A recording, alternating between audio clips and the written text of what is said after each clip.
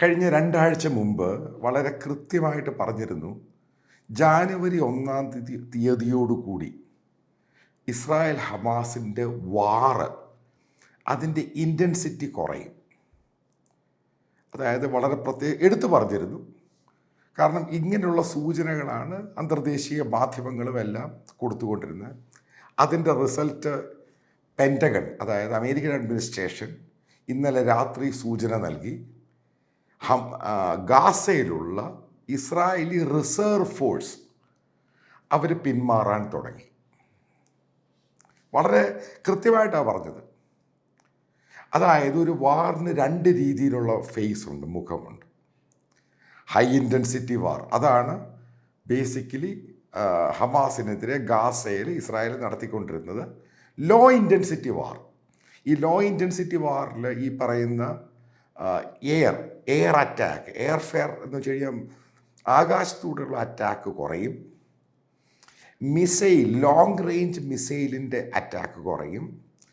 അത് ഏകദേശം ഈ സാനിറ്റേഷൻ എന്ന് പറയുന്ന ഒരു വാക്കാണ് ഉപയോഗിക്കുന്നത് ഈ ആർമി ഡിഫൻസിനകത്ത്. അതായത് ഒരു പ്രദേശം കീഴടക്കിയ ശേഷം അവിടെ പരിശോധനകൾ നടത്തുക, അവിടെ അറ്റാക്ക് വരുവാണെങ്കിൽ അറ്റാക്ക് ചെയ്യുക. അതായത് ഇന്ന് ഗാസയിലുള്ള ആമേർഡ് ഡിവിഷൻ്റെ പാറ്റൻ ടാങ്ക്, അതേപോലെ തന്നെ ലോങ് റേഞ്ച് വലിയ ഗണ്ണുകൾ, അപ്പം അതിൻ്റെ എണ്ണം കുറയ്ക്കുന്നു.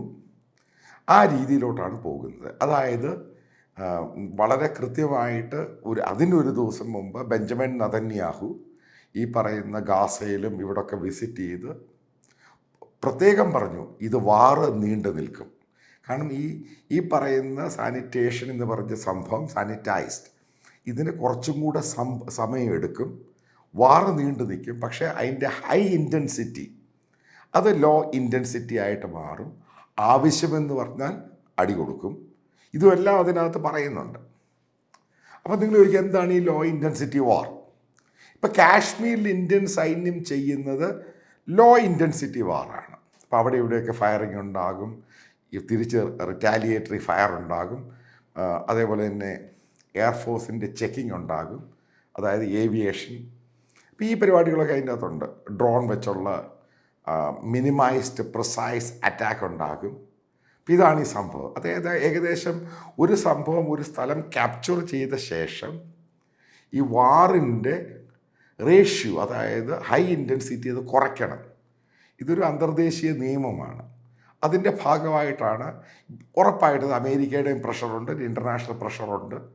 അതുമല്ല, അവിടെ ഹ്യൂമനിറ്റേറിയൻ ക്രൈസിസ് എന്ന് പറയുന്നത് ഈ ഗാസയിൽ വളരെ കൂടുതലാണ്. അത് റിയാലിറ്റിയാണ്. ഏകദേശം 18 ലക്ഷം ആൾക്കാരാണ് ഡിസ്പ്ലേസ്ഡ് ആയത്.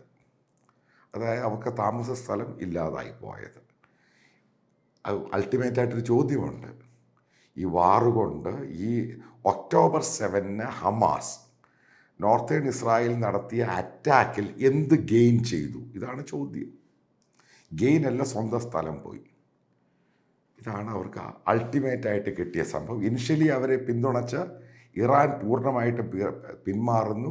അതിൻ്റെ ഒരു പൊളിറ്റിക്സും അതിൻ്റെ ഒരു ബിസിനസ്സും ഇതിനോട് ചേർത്ത് ഞാൻ പറയുന്നതായിരിക്കും.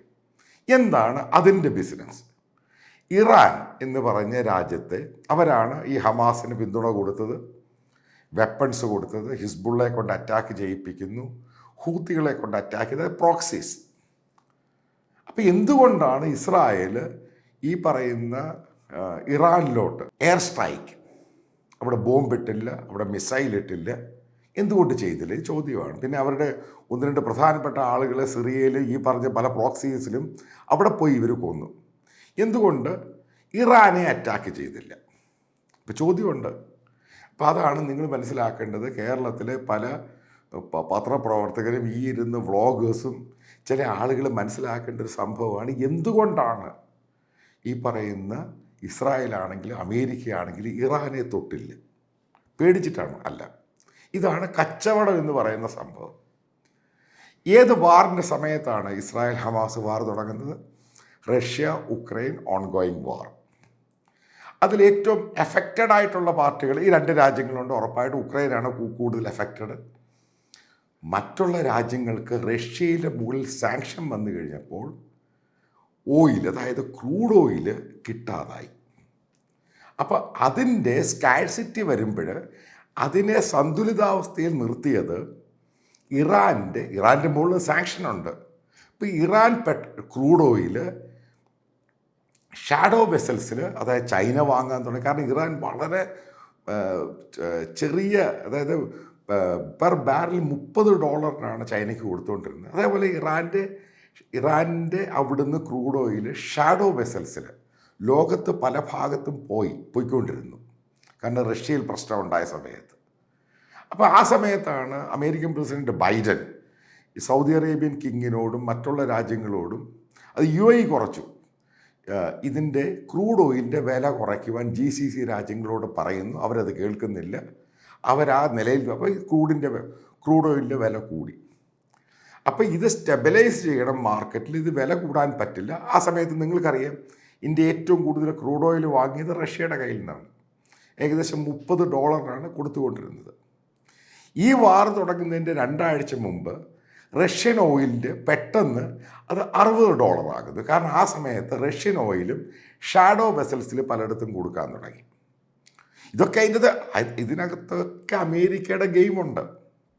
കാരണം ഈ രാജ്യങ്ങൾ തയ്യാറായില്ലെന്ന ഷാഡോ വെസൽസിൽ ഇതിനൊക്കെ ഒത്തിരി ബാക്ക് ഡോർ ടോക്സും ഡിപ്ലോമാറ്റിക്കും അൺഡിപ്ലോമാറ്റിക് സംഭവങ്ങളൊക്കെ ഇതിനിടയ്ക്ക് നടക്കും. അപ്പോൾ ആ ഡിസ്ട്രിബ്യൂഷൻ ഒരു സൈഡിൽ കൂടെ പോകുന്നു. ഇൻ കേസ് ഇറാനിൽ അറ്റാക്ക് ചെയ്താൽ, അല്ല ഓയിൽ റിസോഴ്സിൽ അറ്റാക്ക് ചെയ്ത് കഴിഞ്ഞാൽ വീണ്ടും ഈ GCC രാജ്യങ്ങളുടെ ഓയിലിൻ്റെ വില കൂടും. അതുകൊണ്ട് അതിനെ ടച്ച് ചെയ്യരുത്. അതാണ് ഇറാനുമായിട്ടുള്ളൊരു ബാക്ക് ഡോർ ടോക്സും. ഇറാൻ പെട്ടെന്ന് വാറിൽ നിന്നും അവർ പെട്ടെന്ന് പറയുന്നത് ഞങ്ങളല്ല ഇതിൻ്റെ പിറകിലുള്ളത്, ഹൂത്തികളുടെ ഇഷ്യൂ വരുമ്പോൾ ഞങ്ങളല്ല ഇതിനകത്തുള്ളത് എന്ന് ഇറാൻ കൈകഴുകുകയാണ്. മനസ്സിലാക്കേണ്ടത് ഇതെല്ലാം കച്ചവടമാണ്. അതൊക്കെ നിൻ്റെ തലയ്ക്കകത്ത് ഇടാൻ വേണ്ടി പറയുകയാണ്. കാരണം ഇറാന് താല്പര്യം അവൻ്റെ കച്ചവടമാണ്, അമേരിക്ക താല്പര്യം അവൻ്റെ ഗ്ലോബലായിട്ടുള്ള അവൻ്റെ കച്ചവടം. ഒന്നും പ്രശ്നമുണ്ടാകരുത്. പക്ക ബിസിനസ്സാണ് ഈ സംഭവം. അതുകൊണ്ടാണ് ഇറാൻ്റെ മേളിൽ അറ്റാക്ക് ചെയ്യാതിരുന്നത്.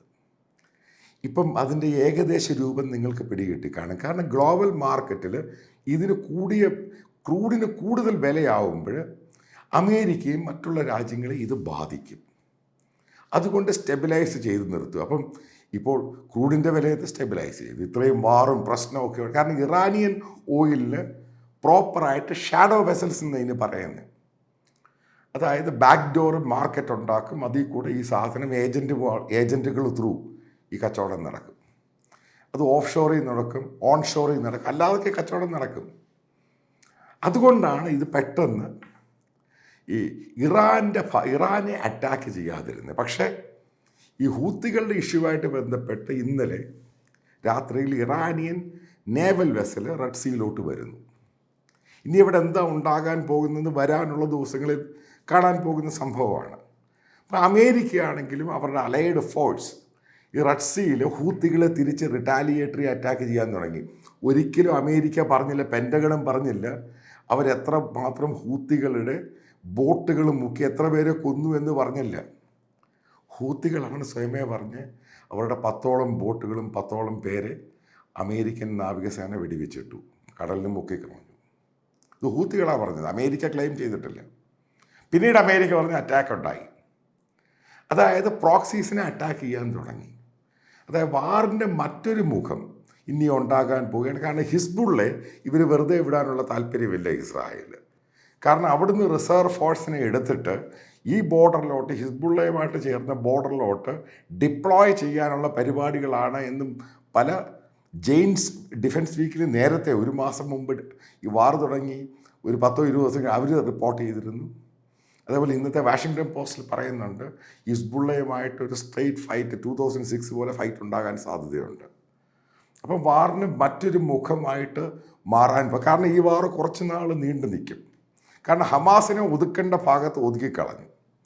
ഇനി അവിടെ നിന്നുകൊണ്ട് ഇത്രയും ഡിഫൻസിൻ്റെ എസ്റ്റാബ്ലിഷ്മെൻറ്റും അവിടെ നിന്നുകൊണ്ട് അവർക്ക് കാര്യമൊന്നുമില്ല. അവർ അടുത്ത ഫ്രണ്ടിലോട്ട് പോവുകയാണ്. പറയുവാൻ പോകുന്നത് ഈ ഹമാസിൻ്റെ അൾട്ടിമേറ്റായിട്ട് ഒക്ടോബർ 7 ഏകദേശം 1200 പേരാണ് കൊല്ലപ്പെട്ടത്.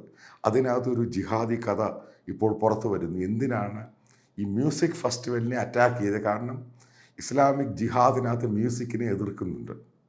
അതുകൊണ്ടാണ് മ്യൂസിക് ഫെസ്റ്റിവലിനെ അവർ കയറി അറ്റാക്ക് ചെയ്ത് കൊന്നത് എന്ന് ഇപ്പോൾ അവരെ ഈ പറയുന്ന ഹമാസിൻ്റെ ആൾക്കാരെ ക്വസ്റ്റ്യൻ ചെയ്ത് കഴിഞ്ഞപ്പോൾ പുതിയ റെവലേഷൻ പുറത്ത് വരുന്നുണ്ട്. അതായത് മനസ്സിലാക്കേണ്ട ഒരു സംഭവമുണ്ട്. ഇനി കേരളത്തിലുള്ളവരോട് പറയുകയാണ്, ഞാൻ പാലസ്തീൻ രാജ്യം വരണം എന്ന് താല്പര്യമുള്ള ഒരാളാണ്.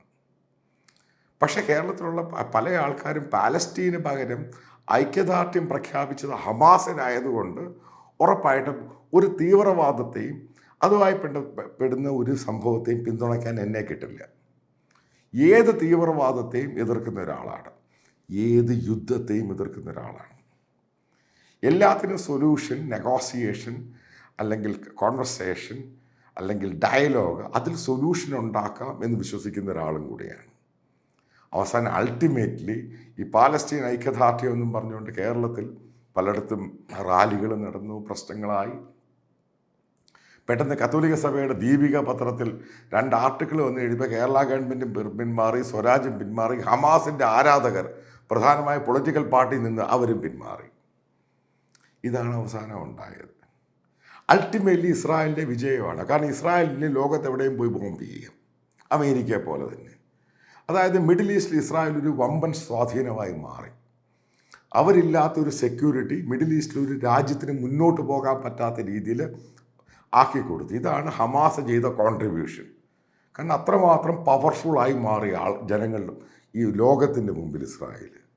ഇതാണ് ഈ വാറിൻ്റെ ഔട്ട്പുട്ട് എന്ന് പറയുന്നത്. അതിൻ്റെ മുമ്പ് ബെഞ്ചമിൻ നെതന്യാഹു വ്യക്തമായിട്ട് പറഞ്ഞിരുന്നു, ഈ നടക്കുന്ന ഓൺഗോയിങ് കോൺഫ്ലിക്റ്റ് എന്ന് പറയുന്ന മിഡിൽ ഈസ്റ്റിൽ പുതിയൊരു പൊളിറ്റിക്സും പുതിയൊരു പവർ എന്താണെന്നുള്ള ജനങ്ങൾ തിരിച്ചറിയാൻ പോവുകയാണ്. അതാണ് ഇപ്പോൾ ഉണ്ടായത്. അതാണ് ഇതിൻ്റെ അൾട്ടിമേറ്റ് റിസൾട്ട് എന്ന് പറയുന്നത്.